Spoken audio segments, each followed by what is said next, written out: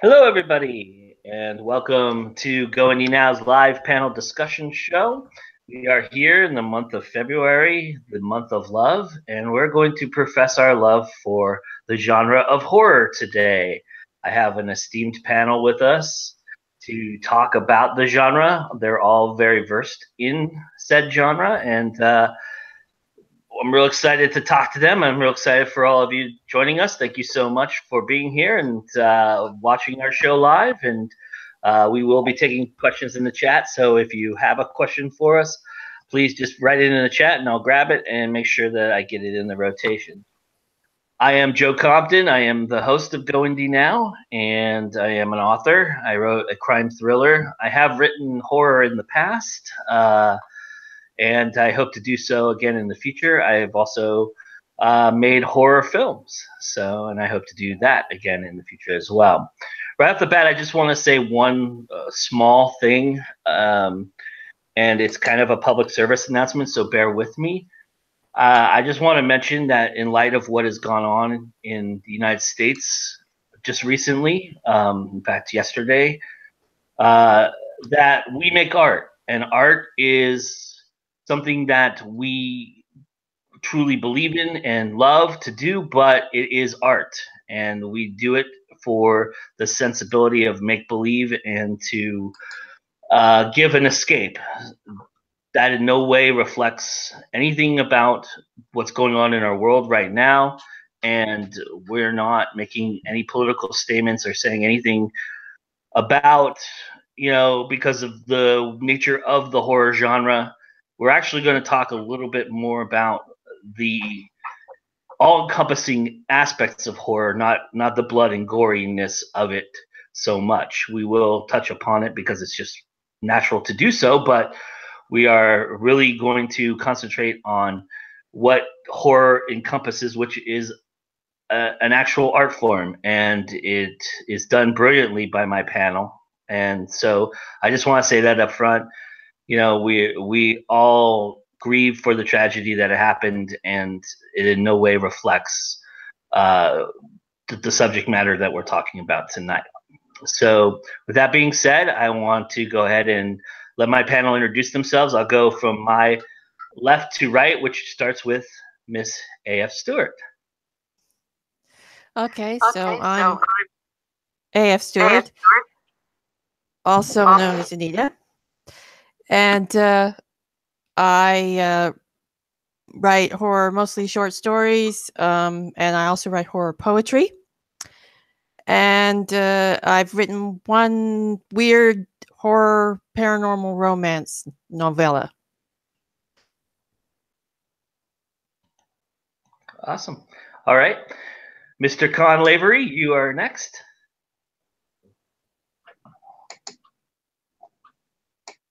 I can't hear you, sir.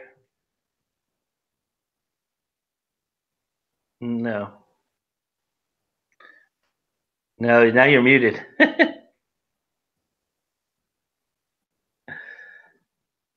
That's all right. We'll come back to you real quick.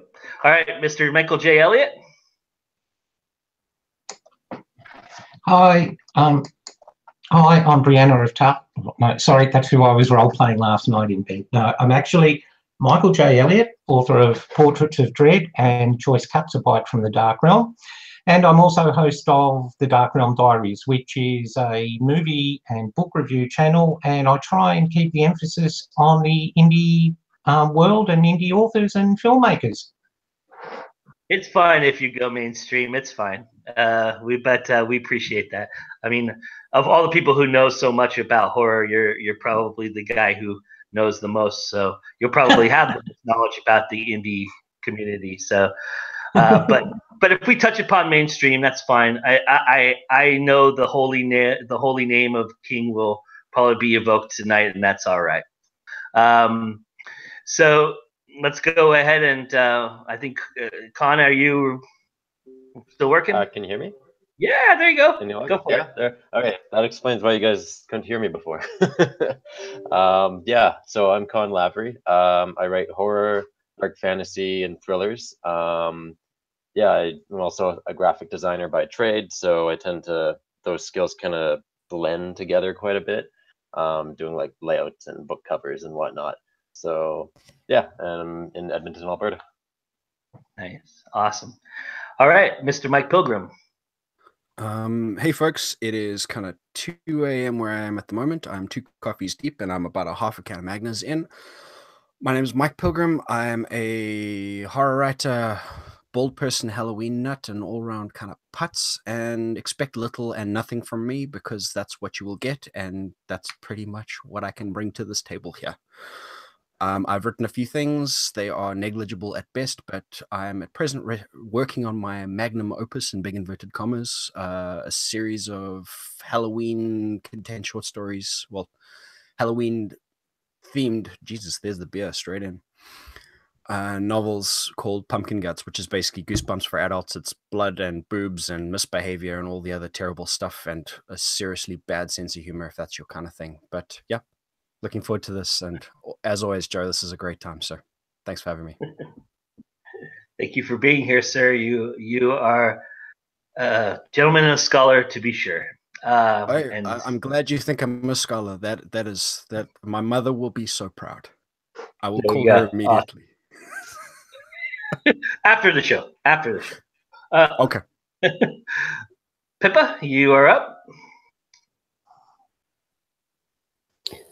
Ooh. So I realised I muted myself. I am Pippa Bailey. I'm a British horror author. I've had short stories out in quite a few books last year. I've got a novel due out in the summer this year. I run an independent review company called The Ghoul Guides, which looks at indie horror, comics, films, pretty much anything sort of on the unusual spectrum. I worked on a couple movies last year. Indie horror movies, and I think I'll probably end up doing a few more bits this year. Very nice. Cool. Awesome. All right. We'll go with Sarah. Hi, I'm Sarah L. Johnson. I live in Calgary, Alberta. I'm a writer, bookseller, creative writing teacher, and freelance editor. I've written a book of short stories, dark fiction, horror, and I have a dark fantasy novel due out in April. Very awesome. So Kelly was supposed to also be on this panel, Kelly Sharon, and she actually was under the weather. She was at she actually texted me from the doctor's office to let me know, and Mickey also let me know that she wasn't going to join us. So we wish her the best in recovery. I've left her links in the description because she can't help it that she can't talk, and she will be on a panel with us again sometime very soon, but we wish her the best in recovery.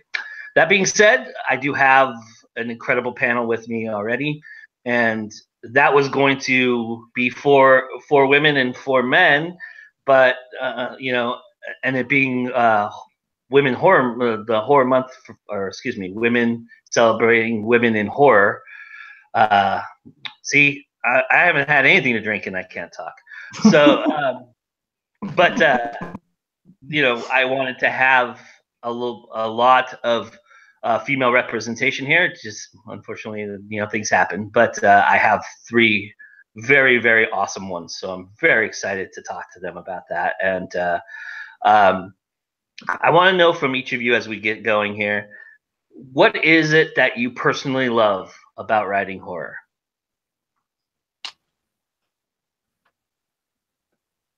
Killing characters. Yeah. Yeah. Death. I love to kill the characters. So it's slightly better than killing them in real life. You end up in a lot of trouble. Yeah, yeah. They're still looking for me on that. Yeah, I think I'd have to agree too. Yeah, killing a character, especially when you've established them and you've been plotting the whole death scene and how you're gonna go about it to make it, whether it's graphic or whatnot. And yeah, you have essentially all your different tools, and it's a lot of fun. I love especially Sorry. I was just going to say, I love the sort of the literary version of the jump scare where you take a seemingly innocuous quotidian situation, and you somehow find a way to make it scary or let the reader know that there is something wrong with this picture, even though in just the context of it, there's nothing wrong, but there is. It's so much fun getting to that place. Yeah. So I was going to say, I love taking, primal fears that people have, whether it's the dark or whatever, and putting those into words. Okay, because it's like our sort of primal thing of fight or flight. And horror stories do that. They sort of sharpen up that dull sense we used to have.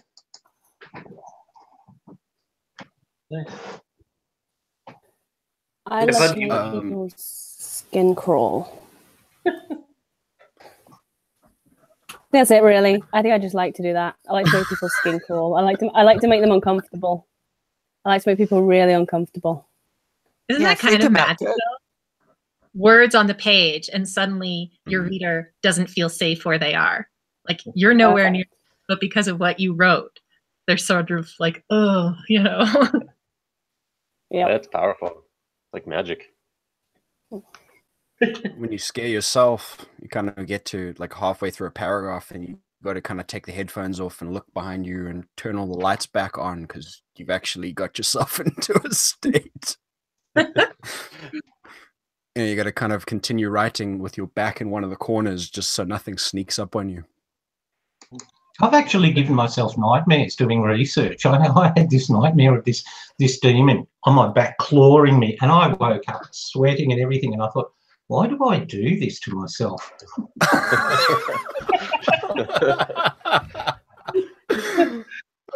So in my little vignette that I did for the promo, I kind of revealed my favorite kill of all time.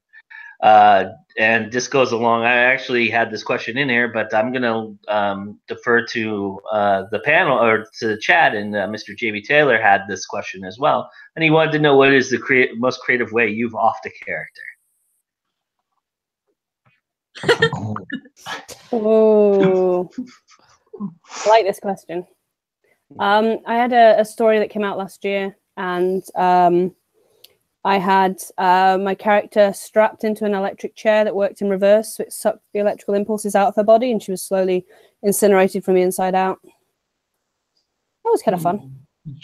Nice. That's pretty awesome. Post-coital dismemberment. Yeah. One guy, he kind of nips across to use the ablutions and gets kind of dealt the death blow on the toilet seat and then dismembered and devoured. So good times for all. And of the two of them, I think he got off light.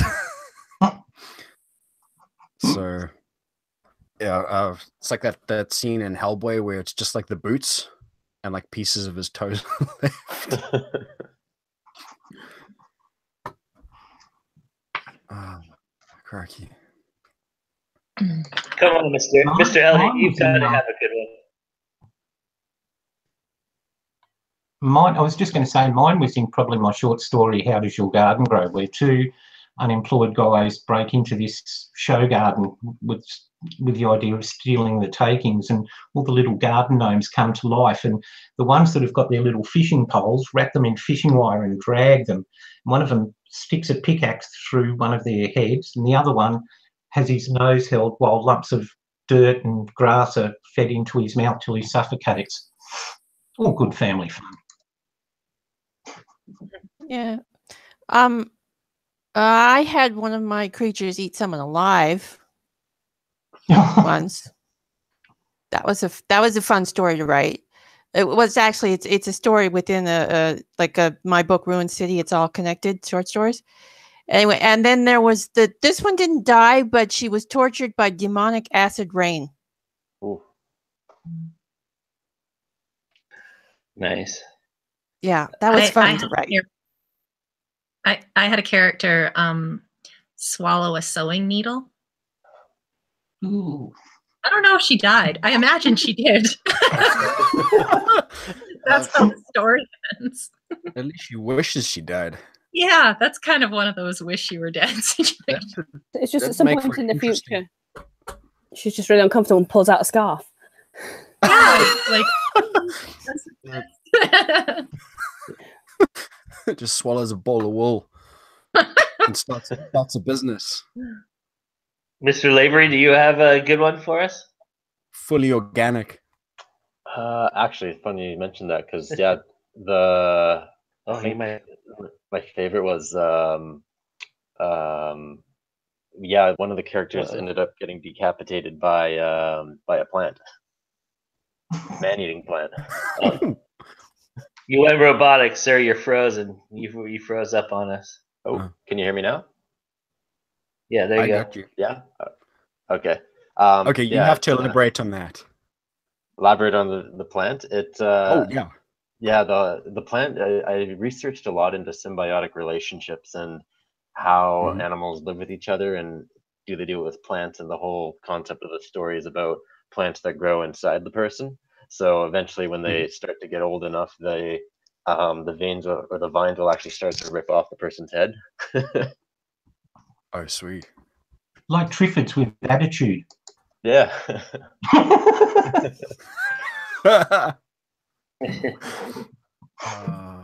So, what is the biggest misconception that you guys find about the genre you write in?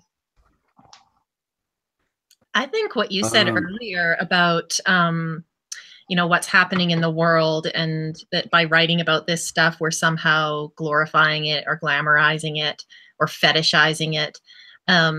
Horror writers are some of the most sensitive people I know, actually, and the people that the real world stuff really gets to and stays with them and just cooks inside them. And I think I can't speak for all of you, but I know that that's where a lot of my writing comes from.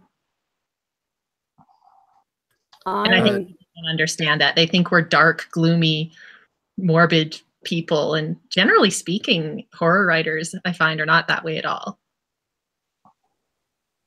No, I'd say I completely understand what you mean with the whole kind of like having to sort of distance yourself from the everyday horror to write your own horror.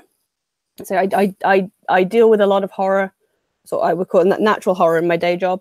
And so I only write supernatural horror because I don't want to write about the stuff I actually deal with in my day job in my stories, because I really like to keep a distance between the two. So yeah, it tends to be, I'll try and write anything that I haven't seen. But yeah, I completely get what you mean about trying to sort of step away from the real horror. There's that whole element of kind of like the real world stuff is way worse than anything we could imagine, which I think is more terrifying. Like I find that other people will kind of lean more into the stuff like kind of people getting waterboarded and that level of thing, and I automatically am kind of escaping into the supernatural kind of side of horror because it's less real, if that's any difference on anything. Kind of there's kind of catharsis and escape in that, in a way that you kind of see with all the stuff that's going on, and without getting into it in the world. It's a way to process those things, and you kind of feel like you're escaping and you're dealing with the issue, and you're escaping and dealing with the issue and reaching some kind of level of catharsis all simultaneously at the same time. So I'm sure that has nothing to do with the actual question, but that. I actually find, just on a personal level, even though I write horror, that I find like action TV and that sort of genre far more realistic and far more relatable to the real world, where you see, chases and you see gunfights every 2 minutes, and we've just become so inured of it that it's like, oh yeah, it's just entertainment. And to me, that's probably more frightening, the fact that we sort of accept that as entertainment, but we're here on a panel and we're discussing horror that we find in our minds that sort of we try to distance from the real world. Pip was saying earlier something about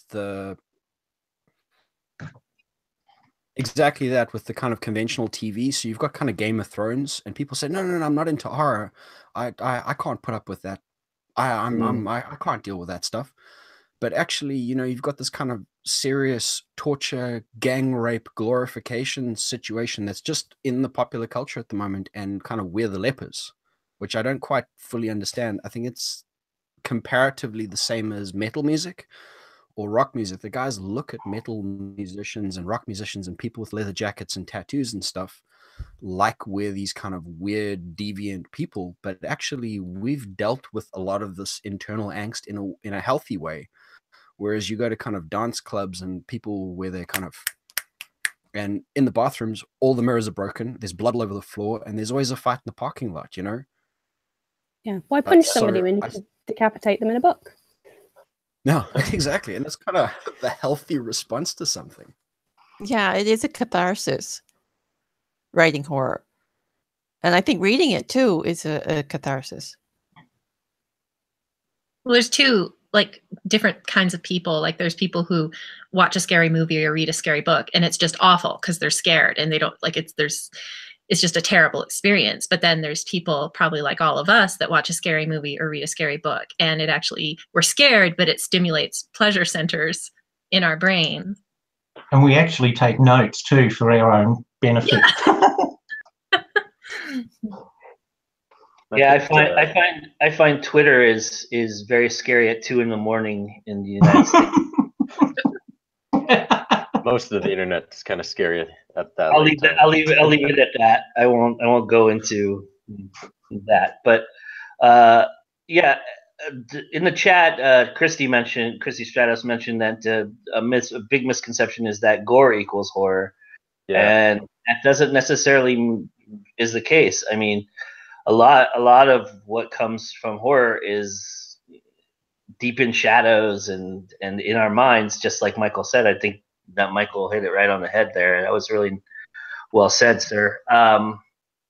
So in this question, you guys can refer to mainstream. You don't have to keep to indie, but for our folks who are watching who are stomaching our conversation at this moment, what's a good starting point for someone who we can try to get them to win them over into the horror genre? What's something tame that they can go and look at to start their road down the dark path? I always recommend the film Red Lights as a starting point for people. It's probably not been seen by too many. It's a nice sort of move from thriller, supernatural into horror. It's got Sigourney Weaver, Robert De Niro, and Cillian Murphy. It's a really, really well-made movie, but it's a bit of an unknown one. But that's where I normally recommend people start. Is that's my kind of benchmark, and then I go, ooh, 13 Ghosts if you want something a little bit. It's going to make you pee yourself Ghosts. Slightly.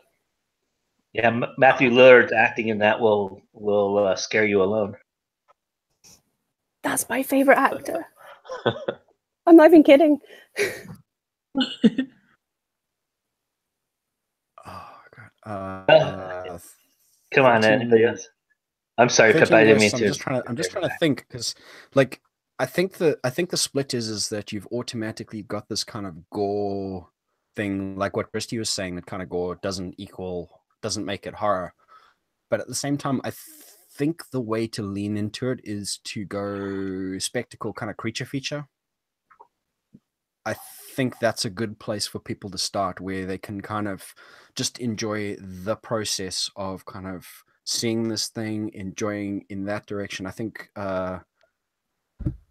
when was that thing out? It was like 1990 or late 99 maybe. The Faculty was a good one. And it's not, it's not kind of gut clenching terror, but it's got all kind of the elements. It's fun, and there's kind of a dynamic, and there's a little kind of social commentary in there, and it kind of goes laterally. And I think that that's really where the whole thing goes. JB was reading my mind because I was going to mention that for me, a good book to start with would be Mr. Michael J. Elliott's Dinner for Two.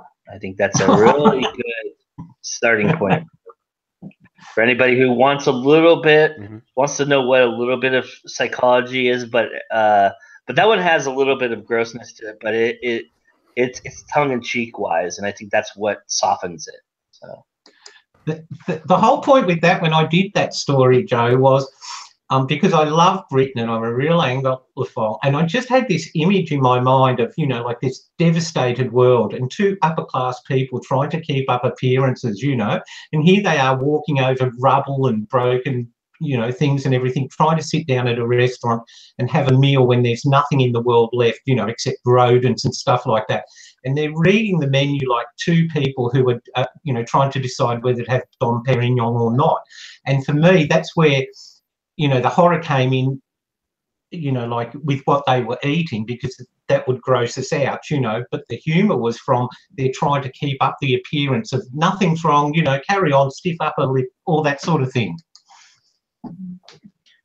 I think a book I'd recommend, it's a little bit more mainstream, but David Morrell, who wrote Rambo, also wrote a collection of short stories, and it's either called Dark Evening or Black Evening or something. And he wrote a lot of them when he was going through the process of grieving after his son died.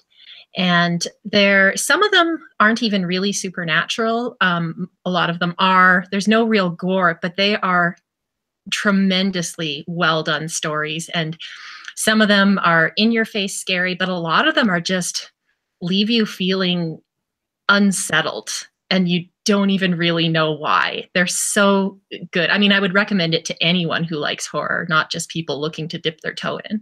It's an excellent collection.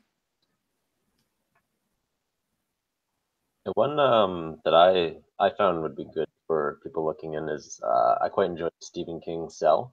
It didn't quite get like super gory, but it was more of the concept of what cell phones turn the people into, and yeah, I think it would be a great place for people to start.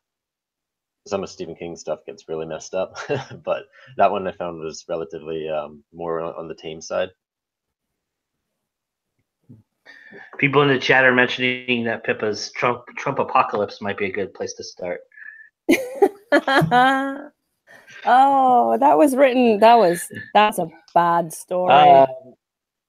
That's a bad story. It's a very offensive story because it's called The Ballad of Tiny Hands, the Day He Got the Clap. So yeah,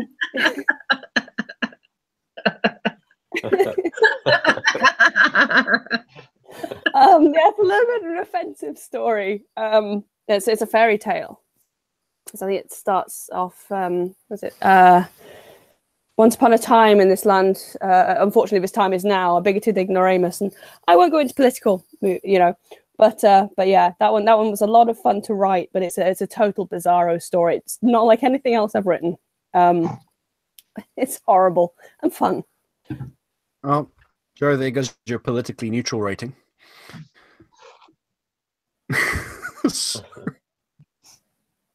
I'm British. Blame me. It's fine. Blame the Brits. It's okay. Hey, I'm from South Africa. I'll second that.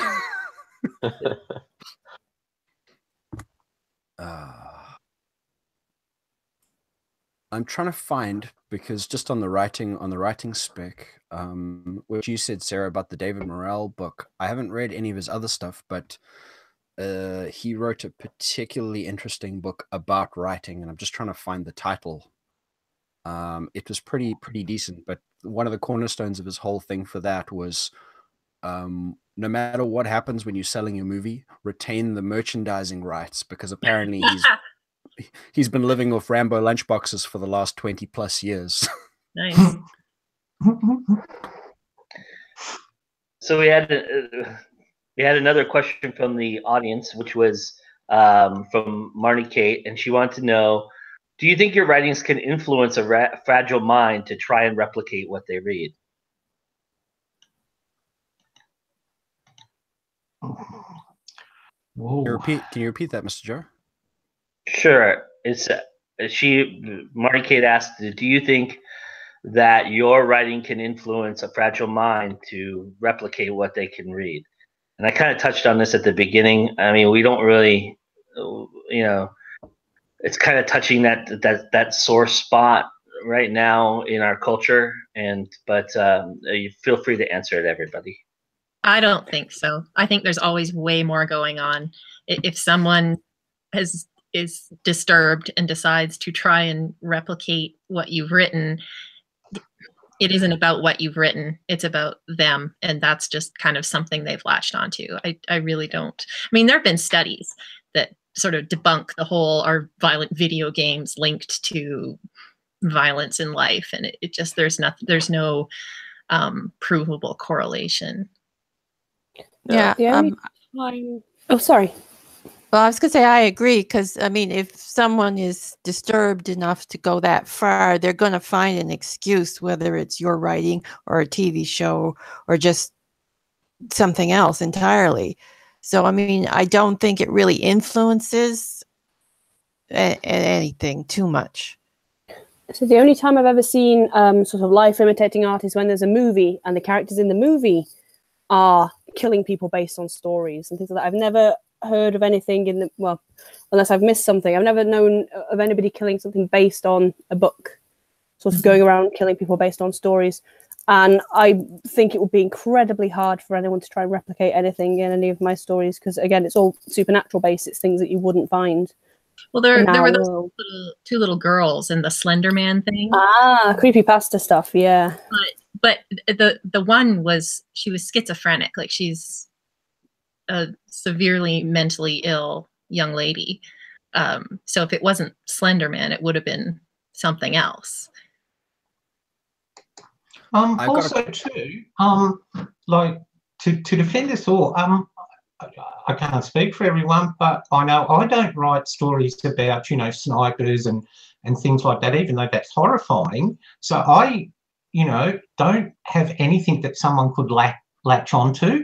But having said that, I've done research on sociopathy and sociopaths and so forth.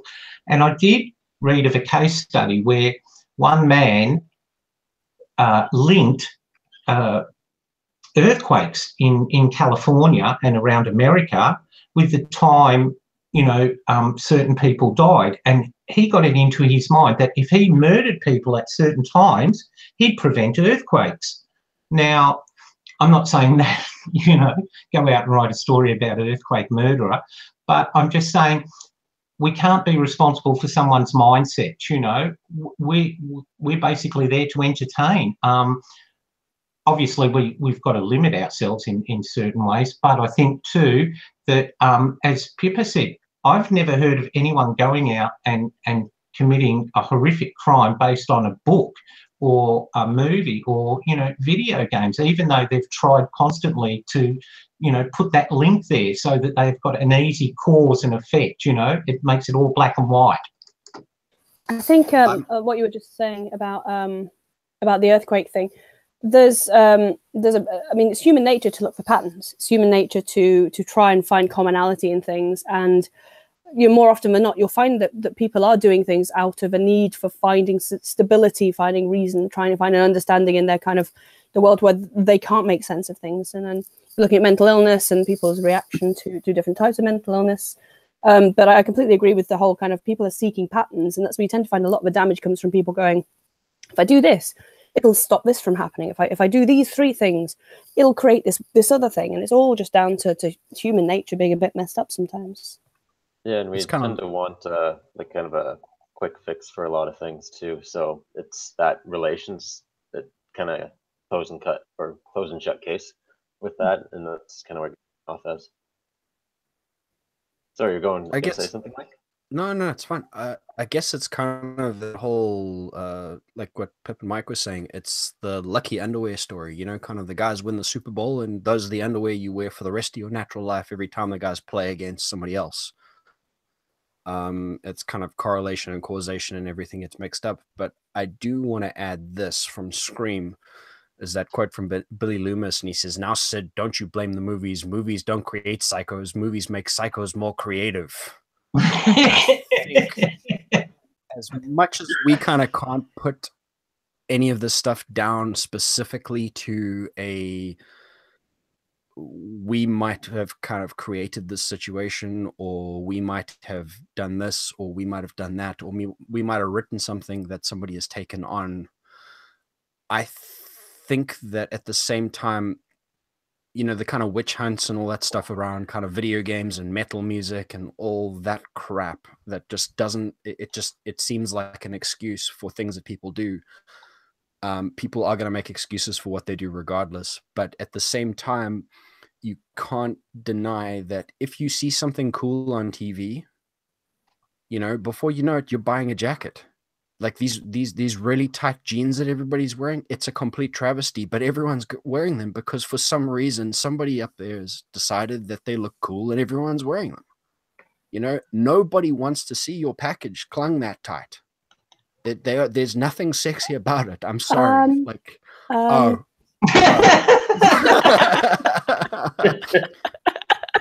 really want to hear what you're going to say. I second that. Not you, Mike. No, just in general, yeah. Oh, Christ. Like, it's not specific to the horror thing, but if everybody's seen 300, right? Yeah.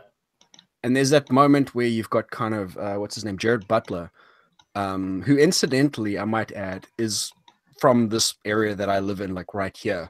You know, not because I'm special, that's just a fact, a funny little thing. I was sitting, yeah, he's actually behind the curtain fighting with one of the bums for an apple. Are you going to run tours, Mike? What? Okay. Anyway, but it's that whole image of kind of, you make something cool. So you've got him standing there in his kind of leather thong on a pile of bodies with his rippling abs and his, you know, kind of biceps kind of bulging with veins, and he's eating an apple. And suddenly you find yourself kind of wanting to eat apples. And I think that that's kind of the effect that happens with this thing, except in a much more psychotic way. I'm so glad you said apples.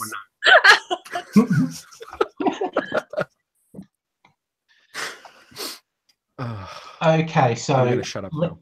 So Mike is basically saying, if we eat lots of apples, we'll become psychotic Spartans, but we'll have fabulous abs. Exactly. As always, straight to the point, no fuffing around.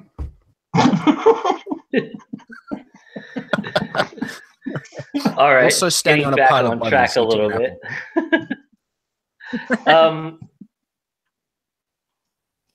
Do you think you can capture a good horror without ever showing one gruesome scene within it? Yes. Yes. Yeah. Oh yeah. Of course. Yeah, definitely. Lovecraft does really well with it. It's the whole vibe of the piece. It doesn't even need to lead to anything specific. It's just this kind of situational creep, which I think is wonderful. And regardless of kind of what his personal leanings might have been, the entire kind of it through all his work, everything kind of hovers like a cloud, and you can feel it sticking in the back of your mind like long after you put the books down. Yeah, and then there's the whole psychological horror as well, where you just don't even touch any physical, no pun intended, for that. And then you're playing off of the mind and more so what ifs rather than someone's going to get stabbed, for example. Yeah, Alfred Hitchcock said suspense and what you don't see is far more frightening than anything you do. And he used an example. If he, filmed a scene where a bus was travelling along and there was a bomb on it and you saw the bomb explode, that's it.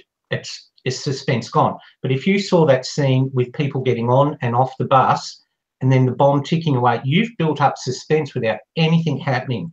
The audience knows what's going to happen, or is it going to happen? And that's one of the things. I think, through dialogue and through nothing happening, I mean, like a scene where you have a psychopath with his victim and he just comes in and says, "Hello, how are you this morning?" That's terrifying because we know, something gross is going to happen. We don't have to see it, though.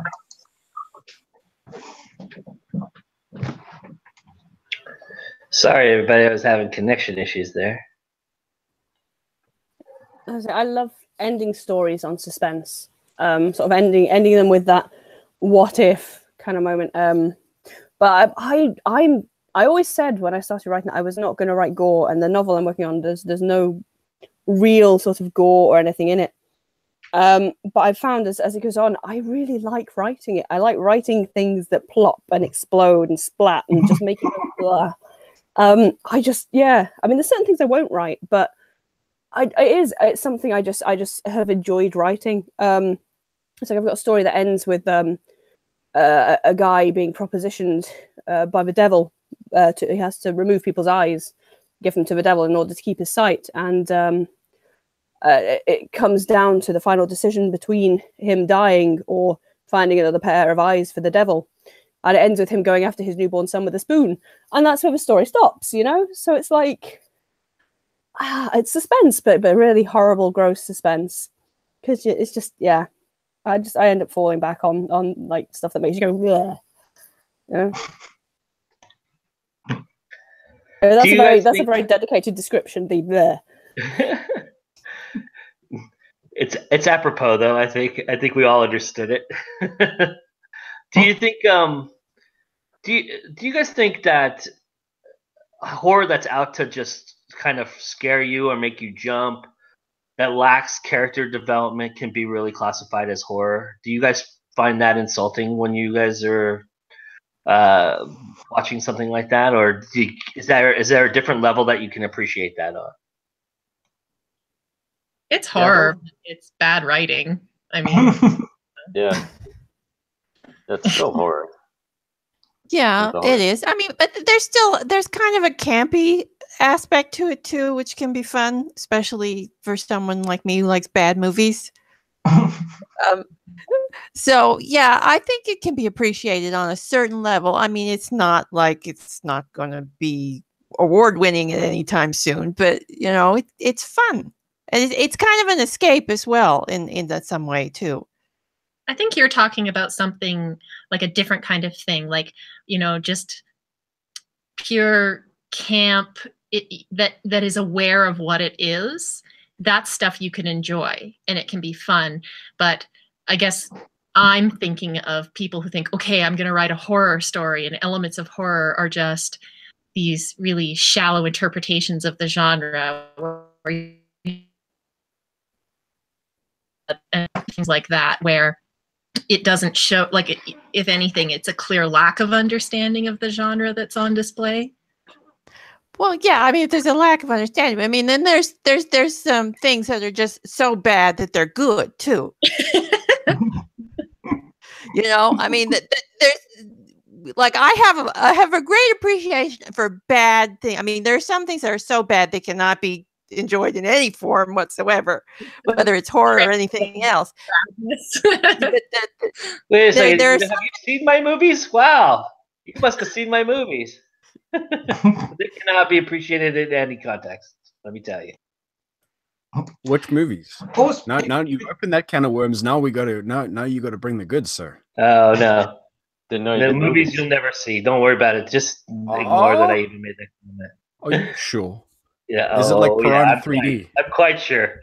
I'm quite sure you'll never see any movie that I've ever made.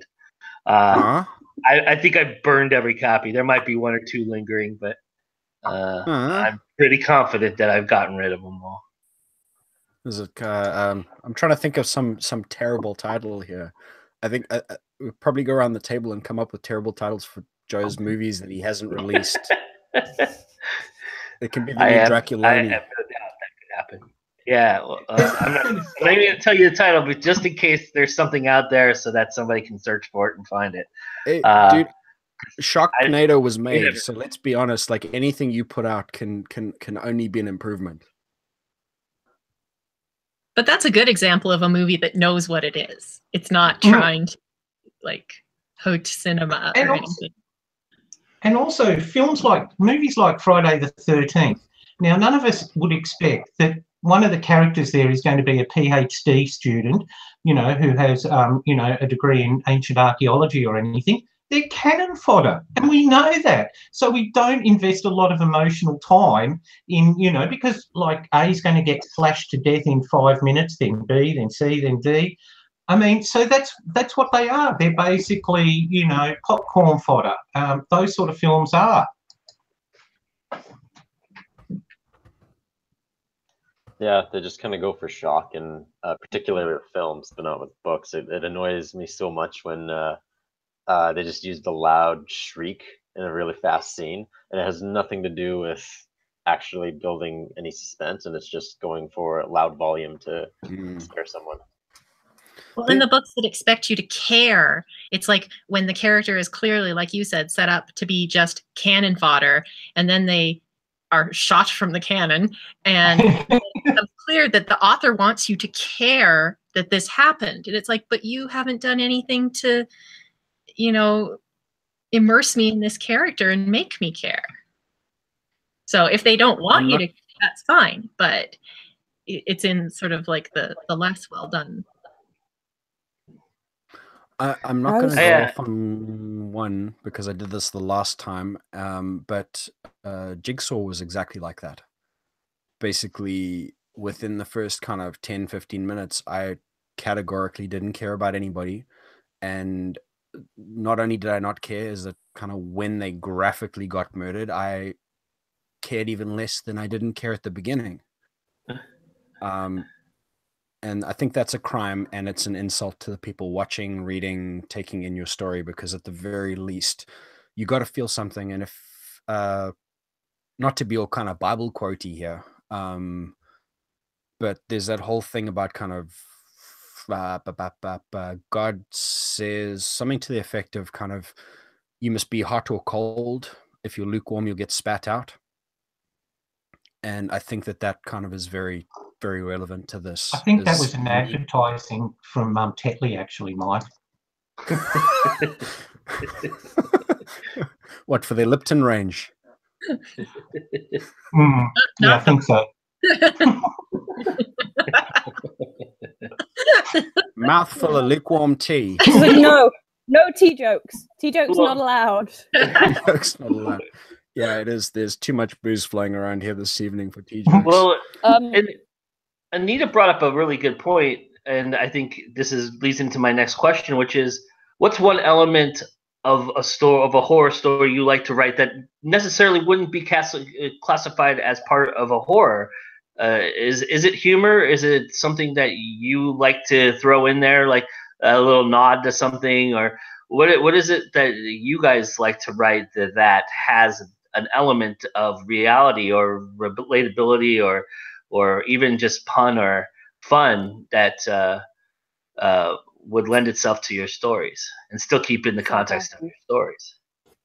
Sarcasm. Love sarcastic. I love writing sarcastic characters. I do put quite a bit of humor in, but I think my stories are kind of very straight edge of things. But in the novel, my characters are incredibly sarcastic and awkward. And I mean, all the characters you write are all bits of yourself at the end of the day. And it's sort of extracting those little parts of yourself and putting them into different characters. And you're just like, oh, I really hate this character. God, what part of me is that? I'll kill him off. It's fine. But then it's sort of like, oh, just sarcasm. It's so much fun. Yeah, I like to put in the black humor too in a lot of my stories. General smartassery is the way to go.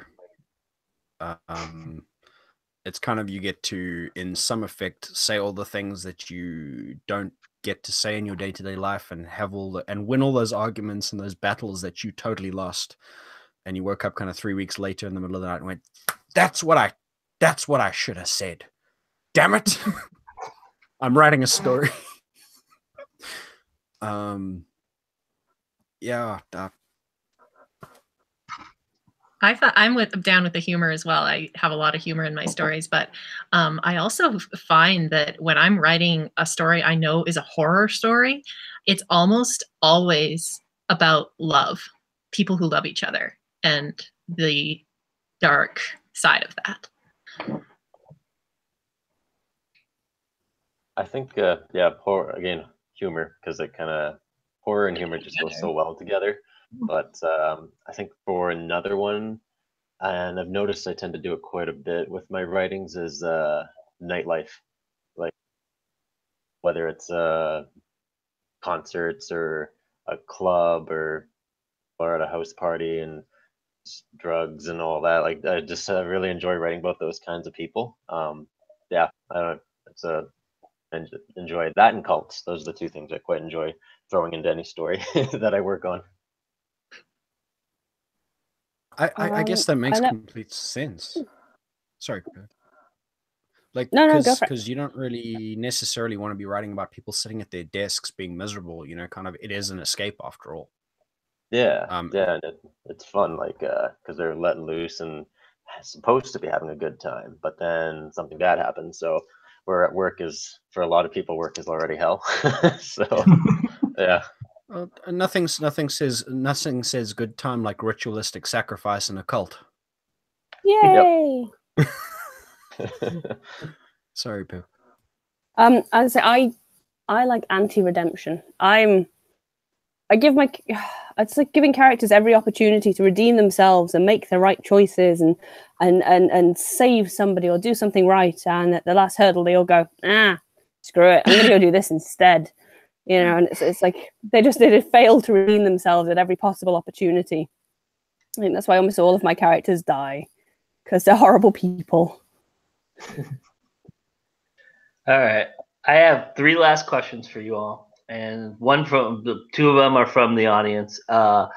One was from, oh gosh, who even gave me the question? Jeez. Oh, Ashley Uzel, who wanted to know, are you always looking for a new way to scare your readers, or would you rather expand on a twist of a classic?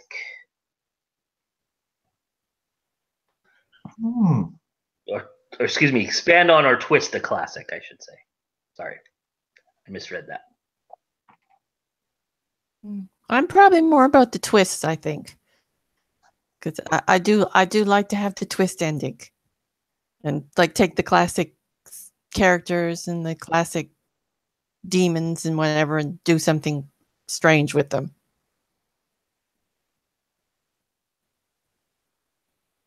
I like to create new. Like I'm not so good at sort of working on older ideas, and this is where it's like, this is where I fall into that trap where everyone's like, oh, this story, there's hints of this author and hints of this author, and I'm like, I've never read any of that stuff. There might be, I don't know. Which is where it's like, it's where you get the I get my words out. This is the cider talking now. When you sort of go, I've never read any Lovecraft ever. And it's sort of like, oh, this is very Lovecraftian. I'm like, is it? I think that's a good thing. Okay. But I try and create new, and then I'm told, oh, it's similar to this. I'm like, oh, crap. Okay, let's try again. Just about every single interview that I've seen of yours, somebody leans across the table and says, yeah, it's really Lovecraftian. How do you feel about that? And Pip just goes, what?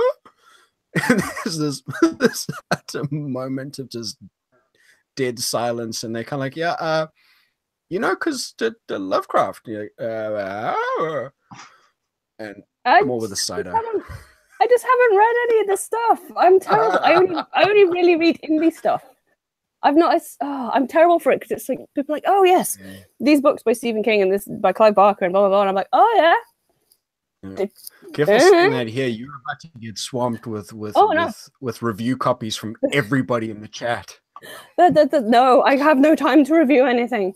I have an entire bookshelf of just books that need to be reviewed. It's like it's like the earliest sort of thing I was given was Cabal by Clive Barker by my dad when I was 7, which is never a good idea. Do not give Cabal to a 7-year-old. But other than that, everything's just been like, yeah, new stuff, new indie stuff. So I suppose my influences come from current indie authors more so than influenced by Lovecraft. Yeah. So maybe that exactly. That's where I'm thinking it falls in, and I'm like, yeah, it all looks good to me.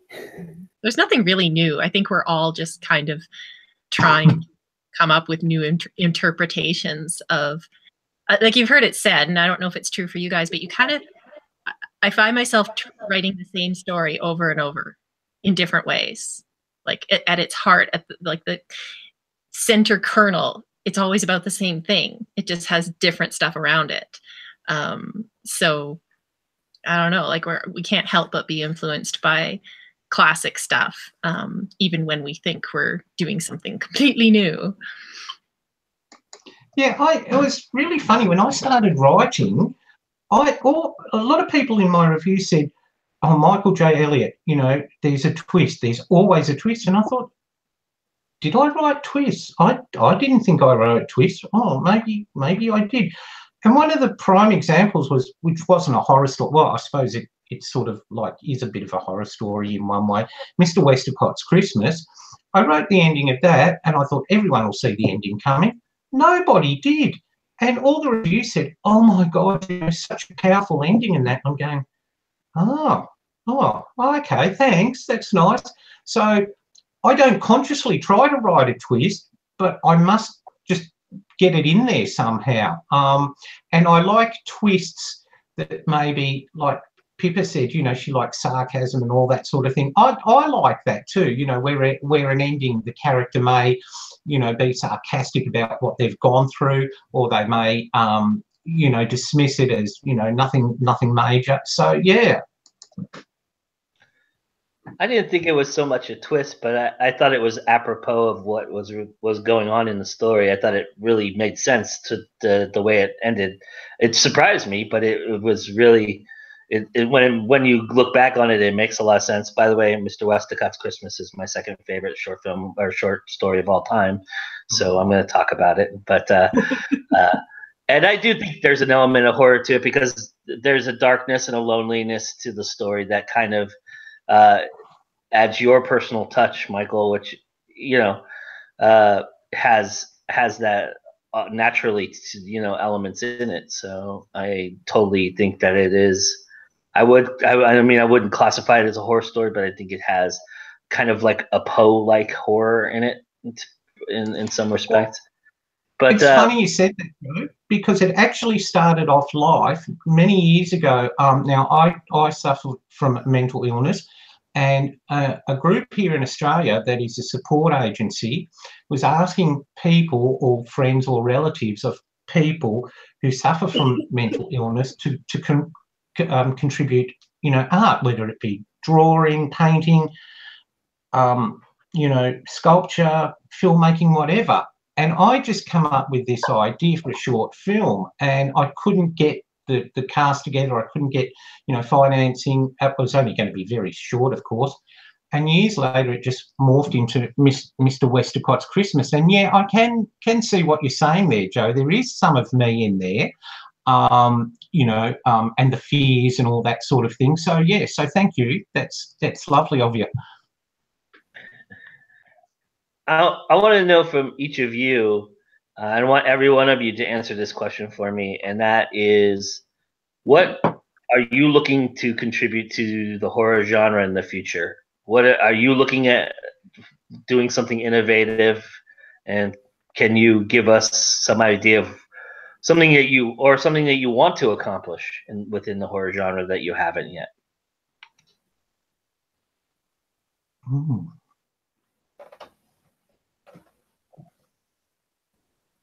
Well, given that I'm the loud one, I'll speak first. I have nothing to contribute whatsoever. I would just like I would love for people to just have a good time, you know, kind of enjoy what I can put out. And I think that that's the best I can offer anybody. And if people get more out of it, if there's kind of subtext and it feels that way, then swell.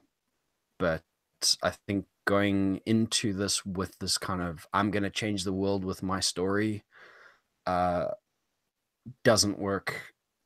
And I mean, it's a hit or miss thing, you know, kind of, you either write something that connects with the masses or you don't. But just because it doesn't connect with everybody on earth doesn't mean that the people it does connect with don't take immense value from it. Some of the most informative things in my life are unknown to most people on the planet. And I would imagine that I'm probably one of maybe 30 or 40 people on Earth that are into something or something specific like that. So, you know, I just hope people laugh and smile and kind of walk away and have taken something, and I've managed to kind of pull them out of their lives for a little while and give them a little holiday.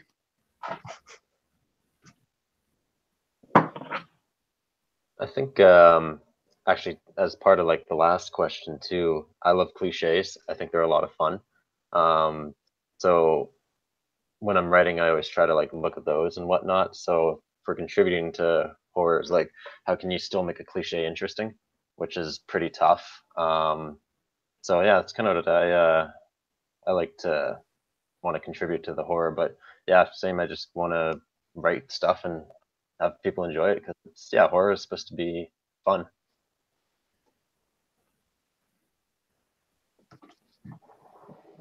Yeah, I just really just want to write good stories and celebrate villainy. That's basically all. Well, I've got 2 short story collections from the point of view of the villains. So I mean, yeah. That's what I like to do.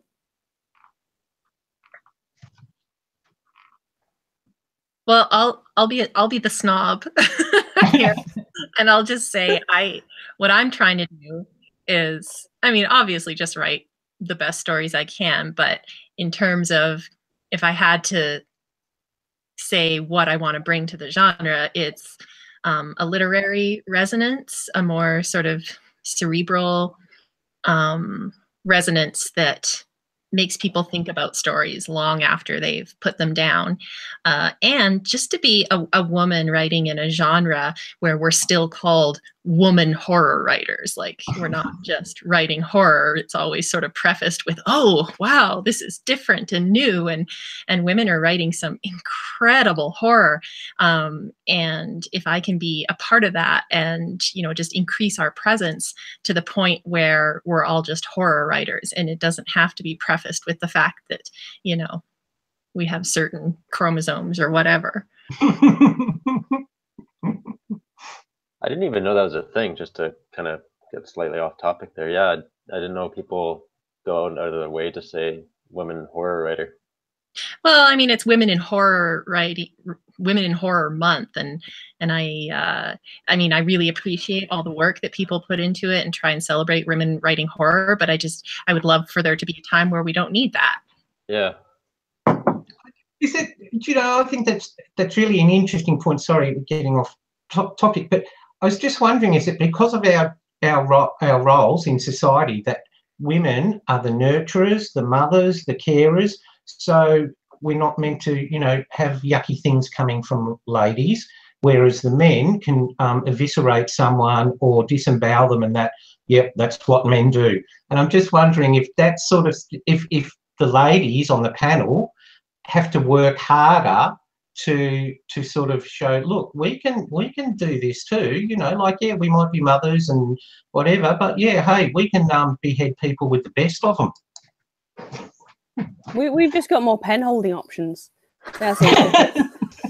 I wish I had pen holding options. Yeah, I suppose for me with horror. Sorry, I had to say that.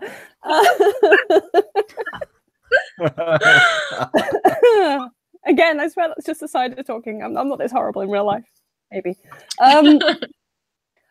I really like helping people network. I could talk about my writing, and I'm going to write whether people like it or not. But one of the biggest things I've enjoyed doing is sort of external to that. It's the independent review side of things I've done, and the amount of people I've been able to sort of introduce to each other, and it's just amazing seeing sort of like horror artists that I've introduced to comic book creators, and now they're working together on projects, and it's just so nice to see people going, hey, you know, I'm now doing this project. And I get to work on these more things, and people are making money, and people are expanding their universes, and it makes me so happy to see everybody sort of working together to sort of go, hey, look, horror is so much bigger than it has been for years, and now it's so much more accepted, and I love that, and it makes me so happy. So if people never read my stuff, fine, but if I get the joy out of seeing people connecting and building their own world and working together, then that's all I want to bring to the genre. Very nice, very nice.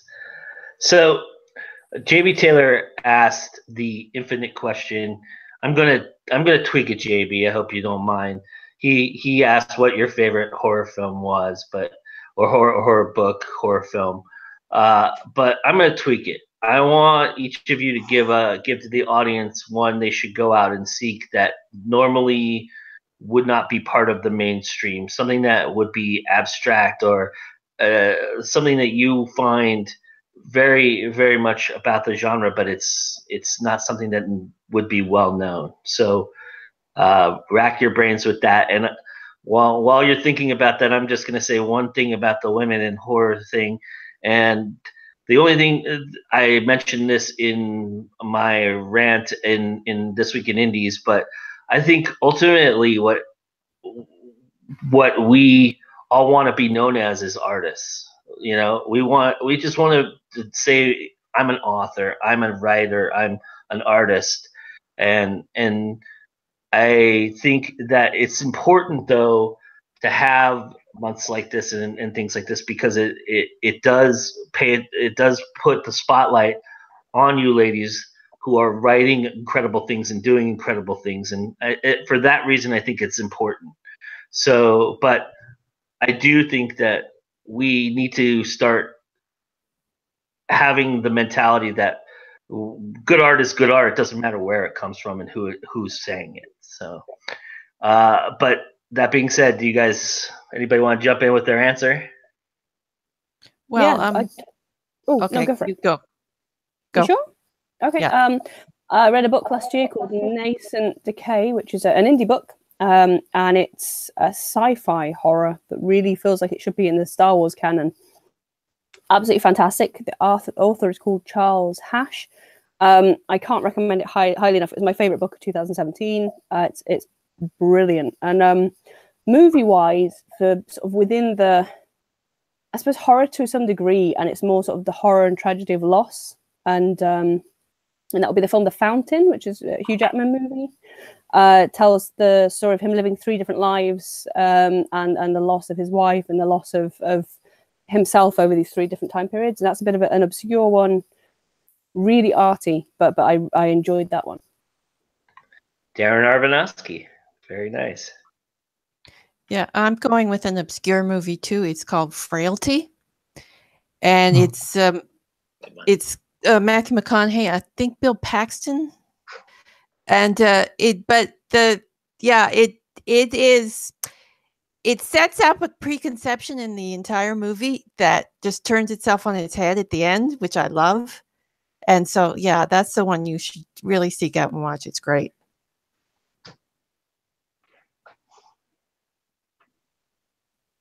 Cool ending on that one. Oh yeah. Okay, I'll jump in with my movie pick, and this is it's an old movie now, but it's still one of the best.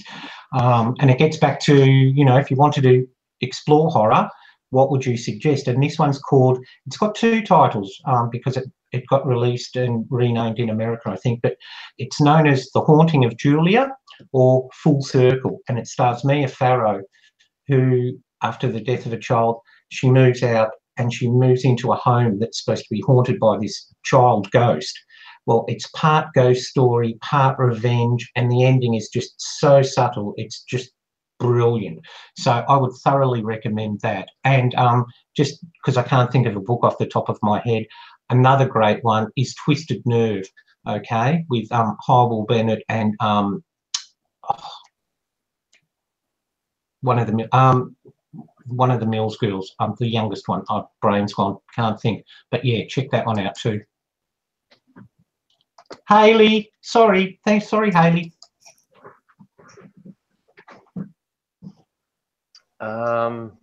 For a book, one that's worth checking out is by an author called Matthew Gillies, and he wrote a series of short stories called The Acute Psychologies of Grotesque Monstrosities. And it's basically just a bunch of short stories he's written, and he's done dark fantasy and cyberpunk with a twist of horror, and I've read some of his stuff, a couple of his books, and yeah, he's great. For a movie, I saw a really good one last year. Here in Edmonton, we've got something called Dead Fest, and they show genre films, horror films, sci-fi, and they had a really good one called Low Life, and that was a phenomenal movie because it just portrays a bunch of different people's lives and how they all kind of end up connecting together, even though they're entirely separate strangers.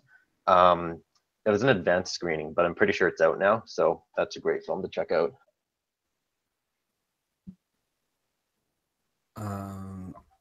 I'm racking my brains on the movie front, but what I do want to suggest is My Best Friend's Exorcism, which is a book by Grady Hendrix. I think I suggested this in October, and kind of horror-wise, in terms of kind of contemporary and recent books, this is a solid one.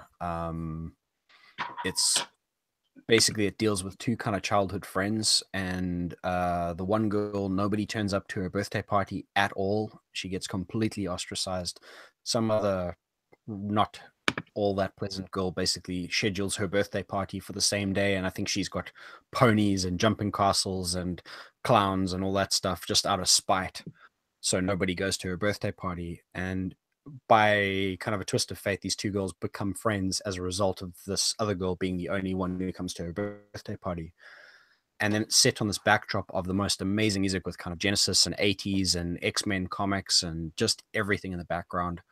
And it's really dark and beautiful at the same time, so the relationships kind of pull you in deeper and deeper and deeper, and it's just so sweet on every level. It's a really, really good one to get into. I can't recommend it enough. Also, it's got that whole I'm just trend-wise at the moment, with everybody being as into kind of 80s and Stranger Things and It and throwbacks and retro and those kind of pseudo retro kind of posters. It is that exact vibe. It's kind of Stranger Things in a book format, I suppose, except with more kind of possessions and demons and things. But it really is a good read. Movie wise, in recent times, I'm absolutely stumped. I've got a sliding scale of kind of fun movies.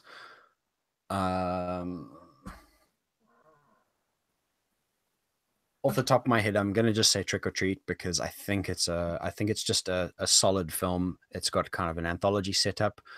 That's Trick, little copy on it, or Treat, not Trick or Treat. That's a totally not as good movie about some kid trying to learn how to play metal and getting angry with his parents, and it's very 80s and not the good part of the 80s, unfortunately.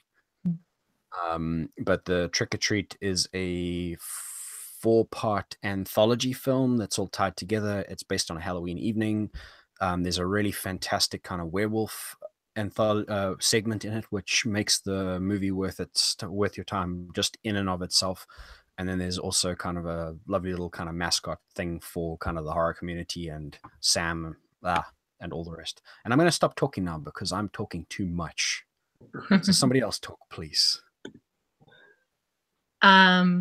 So for books, I would say there's a book called Experimental Film by Gemma Files.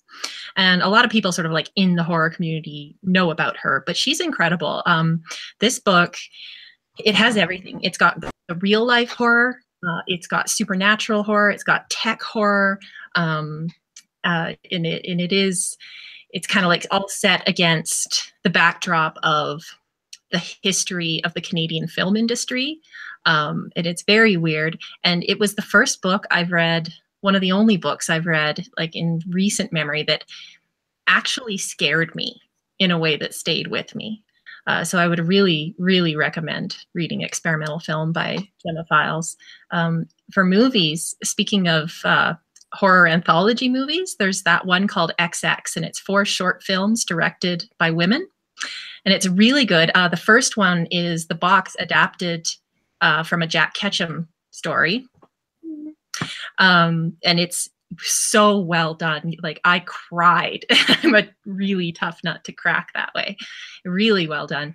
And there's also it's a short film, and it's called Metachaos, by a fellow named Alessandro Bavardi, and it's 8 minutes long, and it's just a series of scenes of weirdness, but it's terrifying. I don't even want to try to explain it because there's no way to explain it. But if you just Google Metachaos and you have 8 minutes and then the rest of your life to ponder what it means, I would really recommend checking it out.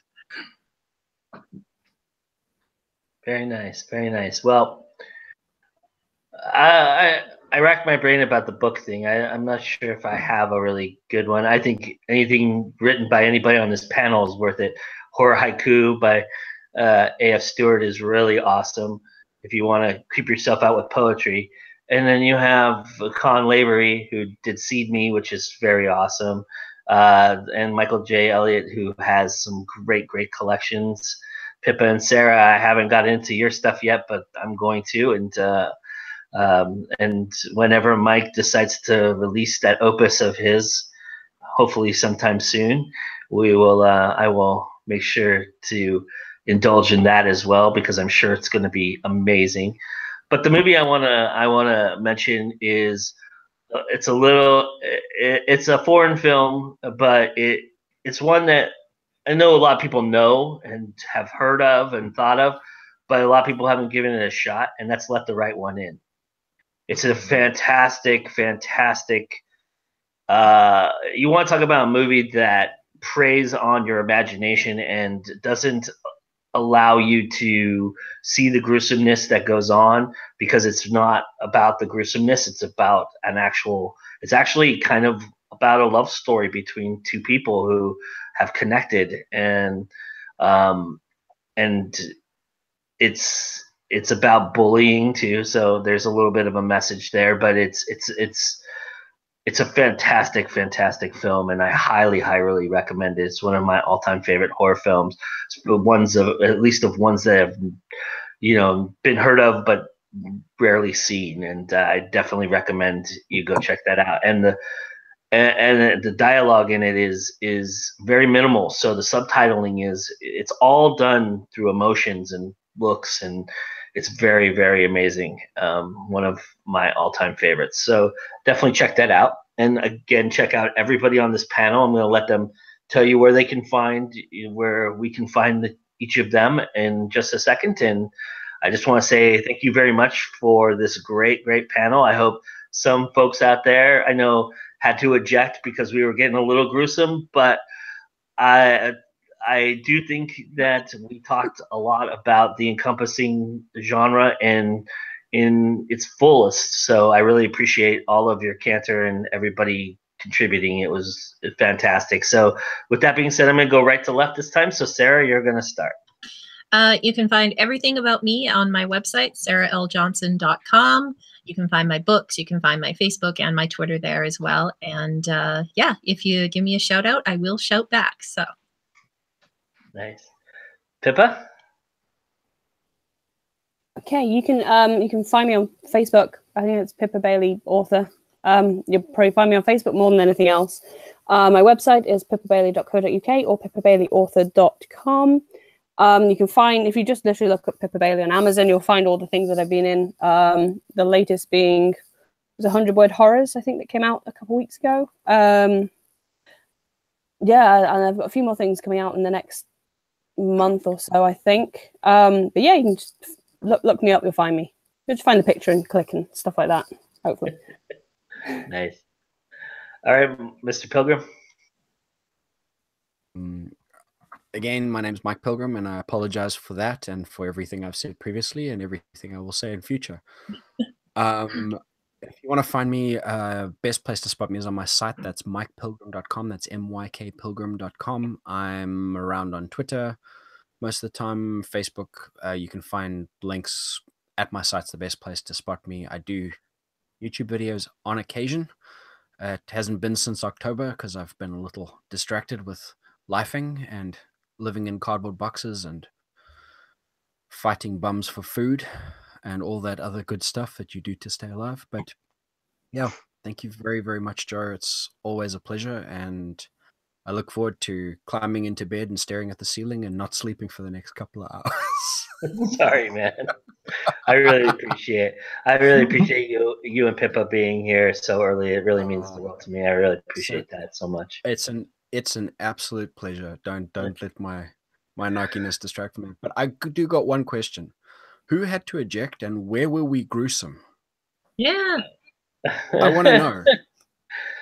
I don't want to call them out or mention any names. It's fine. I think when we were talking about our favorite ways to kill people, That was got you.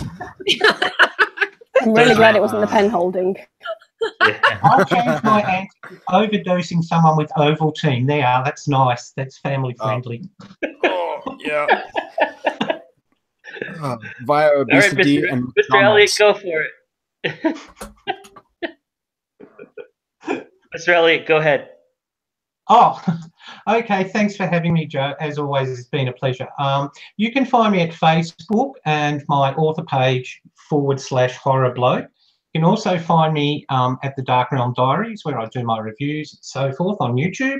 And my author site is at www darkauthor11@wix.com. Yeah, and you can join the forum and chat about books and movies and whatever. And yeah, and I'm around on Twitter too. So yeah, catch up with you all. Thanks. Very nice.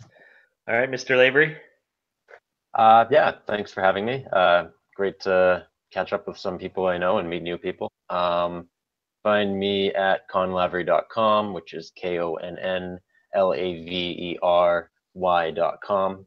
Yeah, it's got my blog and my books and whatnot, and I'm on social media, most active on Instagram, Twitter, and Facebook. Very nice. All right, Anita. Yeah, well, I'm on Facebook, AF Stewart. I got a group over there, AF Stewart's Minions. And my website is Welcome to Avalon. And I'm over on Twitter a lot, Scribe77. It's great to be here. Well, when I put this together, I was very adamant about the people I wanted to have involved in it. And so all of you did so great. Thank you so much for being a part of it. And to everybody, to just let you know, Sunday we'll be live again. I will be doing a live coffee break episode with continuing our season 3 with the one and only Mr. JD Estrada. I'm really looking forward to that. And again, I will also be live on Sunday night on Facebook, so check it out. And I'm going to try and go from my personal profile so that this time everybody gets notified that I'm actually live. Seems like Facebook algorithms just doesn't want to tell you who's out there. So I'm very happy to go live again. I'm going to be talking about what we're going to be doing with the new releases segment of the flagship show. So definitely, if you're interested, if you have something coming out, you might want to watch that so that you know what we're going to be doing next. I'm constantly evolving that segment, so I hope that this time around it's going to be something that everybody will really enjoy. Other than that, our next panel discussion will be March 23rd, and it looks like it's going to be on marketing and ways to market ourselves, thinking outside of the box. That seems to be the winner. If you didn't know, right now going on at GoIndieNow, we have our own group called the Think Tank and Suggestion Box. If you're not a member of that, please go and become a member. I do not add anybody against their will. That's against my personal belief on Facebook. So if you're not already a part of the group, please come and join, and I will let you in. And we're voting right now on the next 3 panel discussions on what the topic is. So you can still vote on that, and you're not going to beat the marketing one, so it's well exceeded past anybody catching up to it. So unless 25 people take down their vote, I don't think it's safe to say that I think that one's going to win pretty much hands down. So we'll go ahead and do that for March. But as always, it's always time to go indie now. Thank you very much for joining us, and we'll see you next time.